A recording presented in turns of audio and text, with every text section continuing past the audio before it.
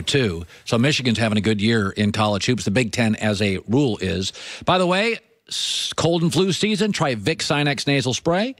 As directed, works up to 12 hours. I did, I think, eat most of a jar of this as a kid. I would not recommend that.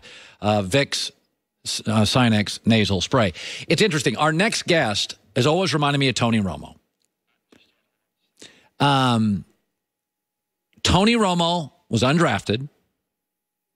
Tony Romo had great escapability. Tony Romo played for about a decade. And Tony Romo was a Pro Bowler for many of the years. My next guest is Jeff Garcia, who, like Tony Romo, was undrafted, who played for slightly more than a decade, who had 4 Pro Bowls, and who played with a couple of diva wide receivers. There's a T.O. in there. There's a Des Bryant, right? Jeff played with T.O. I always thought the difference between Tony Romo, remember, Jeff Garcia made the playoffs with 3 teams. I think he won a playoff game with 2 teams. The difference is Romo played his entire career with the biggest brand in the NFL, the Dallas Cowboys, and Jeff Garcia played for the Niners for half a decade, but then several other teams. But I always thought Romo and Jeff Garcia, very athletic, hyper-mobile, over a decade, Pro Bowl guys, undrafted, never quite got the love for their maturity and their ability to handle star receivers, egos with coaches, and now joining us at the Super Bowl via the Coward Global Satellite Network is Jeff Garcia. By the way, Jeff, you played until you were 39 years old. I watched a lot of Jeff Garcia. How surprised are you that Brady's at 40, 41? You took care of your body. You were always in impeccable shape. You did have a couple of injuries because you could run, and Tom's not a runner. But are you shocked by his age and his performance? Not at all. I think when you look at players these days, how they take care of themselves, how they lengthen their youth, basically, their longevity by just what they put into their bodies, how they prepare their bodies physically, mentally, how he is protected as a player benefits him an awful lot. I probably put myself more in harm's way at times than Tom will ever do.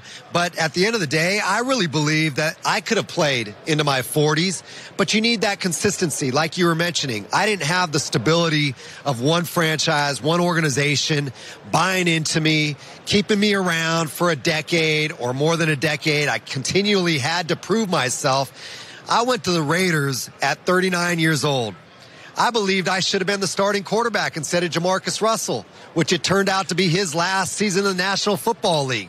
At that point, the political part of the game was starting to interrupt with my just angst and just excitement for playing the game, which I always brought. I always felt like I brought a youthful energy, a passion, a drive, just a never say die attitude. And at that point, I just figured, you know what? Maybe it's time to just move on and think about other things in my life. Now, that was difficult to do because of how passionate I was. But to see a guy like Tom Brady still excelling at such an older age, Drew Brees, guys that are playing their best football into their 40s, is not unrealistic these days based upon the fact that how they're protected first and foremost, but most importantly, secondly, just how they take care of themselves. These guys prepare in the offseason by taking care of their bodies, by preparing themselves mentally and physically to last through a season.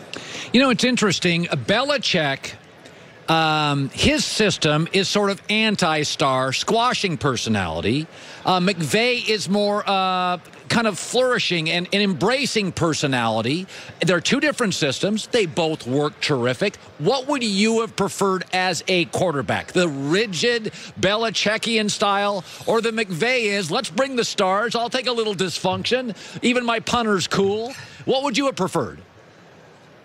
Well, I think when you look at Belichick's style, it works. I mean, he has proven it time and time again that no matter who he plugs into his system, as long as they buy in, they play championship caliber football. Now, I'm probably more leaning toward the McVay style as just my type of guy. And I know Sean McVay. He was a quality control guy for our 2008 Tampa Bay Buccaneers when I was playing for the Bucs. So I got to know Sean a little bit. And I've talked to Sean over the years. I like his approach. I think what Sean brings is an energy that people buy into. It's not about taking advantage of the system. I think he keeps players accountable. I think that there are some rules and regulations that everybody abides by, but he does keep it loose. He keeps it fun. He keeps it friendly. But at the end of the day, his passion, his energy shine through. That's what everybody buys into. They love how excited he gets, how motivational he is. I'm that type of guy. I'm a type of guy that has that intensity, that shares that emotion, that shares that energy with my teammates. When I stepped into the huddle, that's what I was. I was a ball of fire just ready to explode, and guys rallied around that.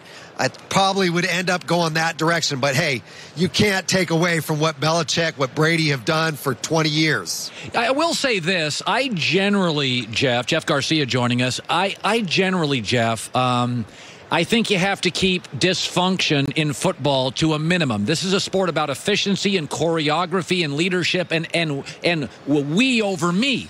But you played with T.O. and won. The Rams have taken on Talib and Ndamukong Suh and personalities. Take me to your T.O. years.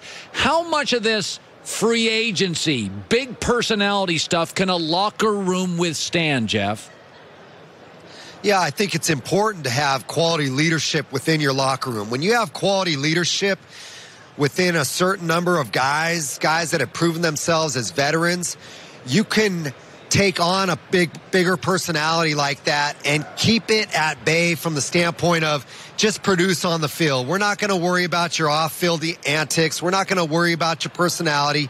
As long as you show up every day and give your best in practice, give your best in the meetings, give your best on game day, then we can handle the bigger personalities. But if you don't have that leadership in the locker room and those high character guys that function together on an everyday basis, then that's when those bigger personalities eat a team up. They tear a team apart, they break a team up, all those sort of things that create the dysfunction. I think the things with T.O.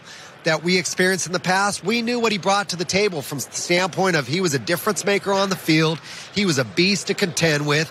We knew that on game day he was going to show up. He was going to give an all-out effort to help win a football game. That's what truly mattered at the end of the day. If you don't show up when it's time, when the light is on you, and you're not performing, but you want to be a distraction off the field as well, then those guys need to be dismissed. Those guys have no room in your locker room and are not good for the team, obviously. Now, it's a matter of how you control that. By the way, you came into this league, you were undrafted, and it wasn't because you weren't talented at San Jose State. I saw you play in college. It was because you were small. You were 6'1", you ran a little bit, and everybody was like, well, Jeff Garcia, he runs a